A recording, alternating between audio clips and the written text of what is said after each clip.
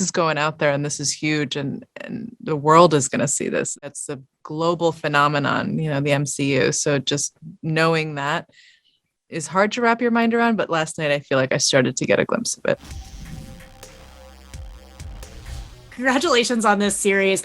What would you say you're most proud of bringing to the screen in regards to Miss Marvel? I think it was just a real privilege, honestly, to be a part of like the early half of the season and shepherding the actors through their entrance into these characters. I mean, they will exist in the MCU heretofore, and to be there for those early moments when they were figuring out what that meant and how they wanted to exist in those roles was really special. And of course, that's especially true for watching Iman and seeing how Iman stepped into, just the role of a lifetime and really the moment of a lifetime that in many ways she was born to play. It's funny you mentioned that because I was just thinking, just watching the press conference, watching the interviews she's done so far, like she really is Kamala Khan. Like she is such a fan of all of this. What has it been like just working with her and watching her just become Miss Marvel? I mean, yeah, you saw it in that press conference. It's just like the smallest, the things that matter the most to her are the deepest of the fan experiences because she is that fan.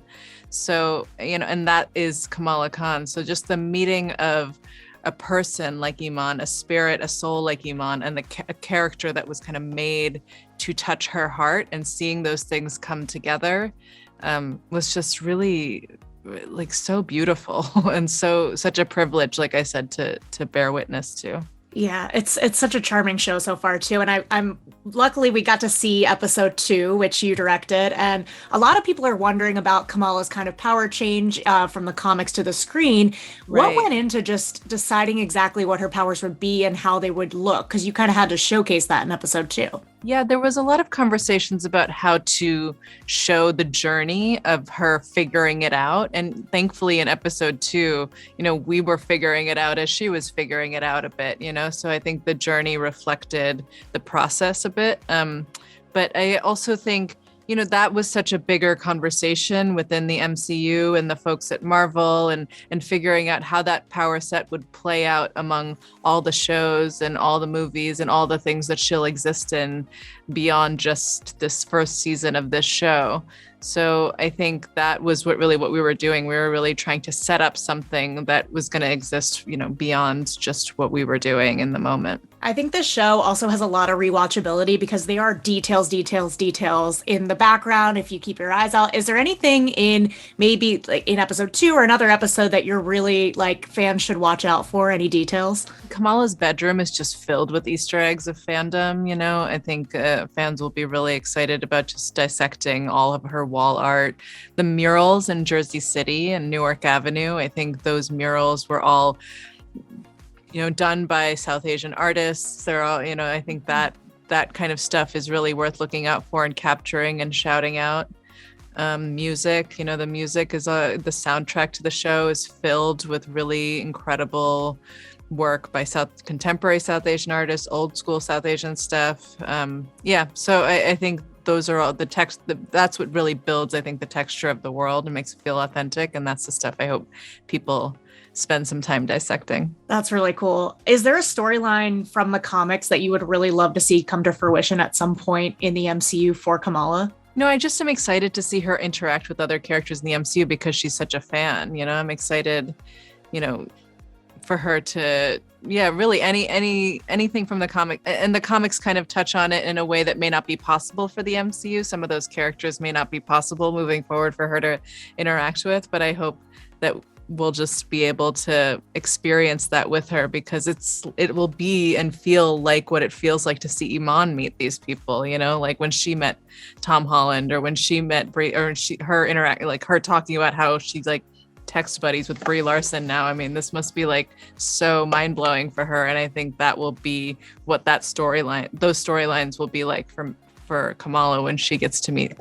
various characters in the MCU. Oh my gosh. Yeah, I want somebody to film like every interaction she has with somebody. Yeah, totally.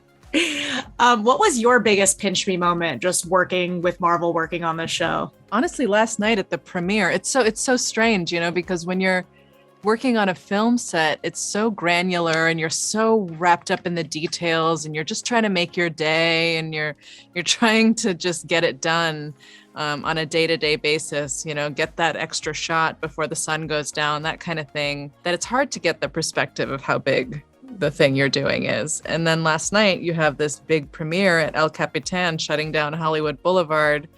Like that's the moment that it really hits you. I think that this is going out there and this is huge and the world is going to see this. It's not just, it's not just people here. It's not just LA. It's not just America. It's a global phenomenon, the MCU. So just knowing that is hard to wrap your mind around, but last night I feel like I started to get a glimpse of it. Yeah, because you almost have to like compartmentalize it when you're working on something, because you have to be like, okay, I can't like get wrapped up in like the globalness of it all. You can't. You just have, and filmmaking is so like second to second. You are capturing small moments every time you're shooting a scene. You're really just building the smallest ingredients bit by bit.